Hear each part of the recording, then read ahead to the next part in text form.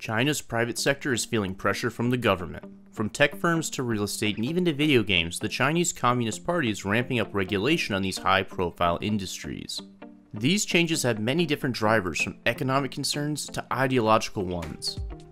Microsoft recently pulled LinkedIn from China and plans to release a China-specific option for job hunting in the country. Evergrande, a giant firm in China that deals in real estate and several other ventures, has run into debt problems that could require government intervention. Meanwhile, the government is pressuring big names in tech such as Chinese business magnate and Alibaba founder Jack Ma. But even as the crackdown seems to be hitting a high point, Goldman Sachs has been granted full ownership in a joint securities venture. The business climate in China is both closing in on some sectors and opening in others, creating a hurricane of opportunities and pitfalls.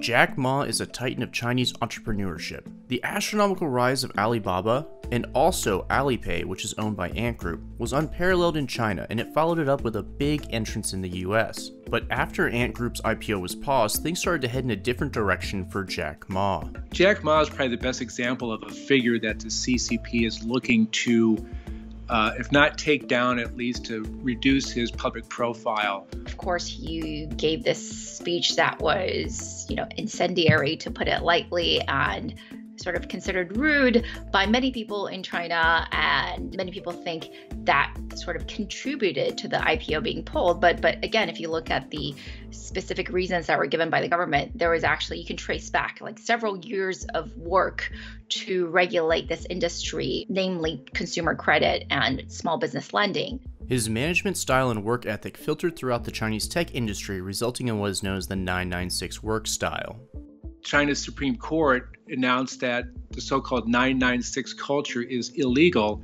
Jack Ma is famous for advocating the 996 culture, which means that you are expected to work from 9 a.m. to 9 p.m. 6 days a week, a terribly unpopular policy among workers. Another component to Jack Ma's troubles is the Communist Party's priorities and fears. We've seen these figures like Jack Ma and others emerge who have become, influential celebrities in their own right. And while those figures have never actually challenged the party, in fact have gone out of their way to signal that they will not challenge the party, even the possibility of the private sector getting that power seems threatening to the regime. Shortly after Xi Jinping came into power as the General Secretary of the Communist Party in 2012, he began a crackdown on corruption. Now the Chinese government is taking a look at the burgeoning power of big tech, and under Xi Jinping's guidance, the government has begun a campaign to bring tech under even more state control. One element of this is Xi's consolidation of power within the party. That Xi himself is coming into this period of deep uncertainty, where although he's secured abolition of the term limits that previously held Chinese leaders to a decade in power, he still has to solidify that in 2022, 2023, make sure that transition goes smoothly. There is also a fear of big tech wielding too much power or using it irresponsibly. One instance of the state asserting itself over Chinese enterprises was the failed launch of the Didi IPO. Didi is a rideshare service that managed to beat out Uber in China as the go-to app for grabbing a ride. Didi raised more than $4 billion for its IPO in the New York Stock Exchange, but Chinese regulators unhappy with Didi's data practices pulled the IPO. Just before its IPO, the Chinese government warned or advised Didi to cancel it. It ignored that advice and went through with it. So that really got it in trouble because it directly went against the express advice of the Chinese government. China has made it very clear in the past couple of years, actually starting in 2016, that cybersecurity, data security is going to be a major concern of the government, especially because China is heavily investing in becoming more and more digital. Tencent, which offers video gaming and messaging software, such as the Gujin game franchise and WeChat, a popular messaging app in China, has focused on adjusting to the new regulatory environment that, among other things, limits video gaming for Chinese minors. Another push underway by the state is to change how characters are even portrayed in video games. But Genshin Impact is also, deeply influenced by Korean and Japanese game design, which includes things like, quote-unquote, effeminate characters. And so just at this point where the the video game market was potentially about to be a real source of international success for China, it feels like they're taking measures that are going to, may well cripple that. Evergrande is a titan of real estate in China, but the debt load for Evergrande became overwhelming, totaling around $300 billion in liabilities. The Chinese state is currently evaluating what to do about Evergrande's situation. I think the general consensus is that this is going to be, I think the term that's used that is most apt is probably a controlled detonation. One reason Evergrande ended up in this situation has to do with how real estate is managed in China. The local governments in China actually have a huge budget deficit because most of the tax revenues go to the central government, and they make up that deficit by selling real estate. Or working with real estate developers, licensing, selling them use of the land. And that has led to this sort of asset bubble and has led to these basically unsustainable practices of funding. Worries of a real estate bubble in China causing reverberations throughout the economy are not new, but Evergrande has put the spotlight on this troubled industry.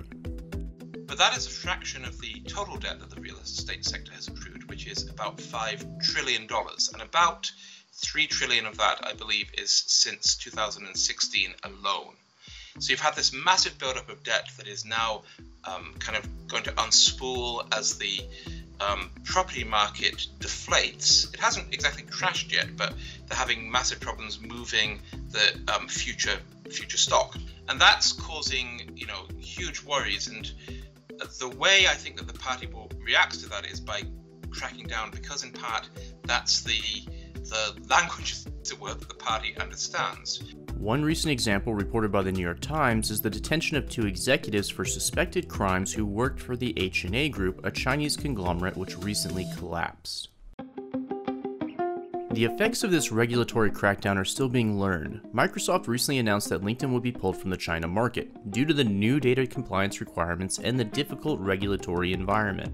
These new data requirements could force foreign companies to hand over user data to the Chinese authorities, which in turn could potentially be used for the government's purposes. One of the consequences of this is that the China market will be a riskier place than it has been for foreign investors. It's been risky all along, in part because even the private companies are not very transparent, so you can't really know what the underlying facts and figures are to guide your investments. It's hard doing due diligence in the Chinese market. And these new restrictions may make that more difficult.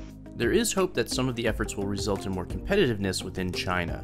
The regulations are not necessarily to boost the competitiveness of a specific company, right? It's not like to create some national champion so that Alibaba, can go and compete against Amazon globally or anything like that. It's not about that. It's about leveling the field and then creating a more fair ecosystem. So one of the things that both Alibaba and Meituan, the food delivery giant, have gotten heavy fines for is this practice of 2 choose 1, which is basically, exclusivity, where they said if you are on our platform, you cannot be on competing platforms. As you can imagine, that is of course helpful to Alibaba, but very, very hurtful to the vendors and merchants. But the ideological concerns of the regulatory push may end up being an economic wild card.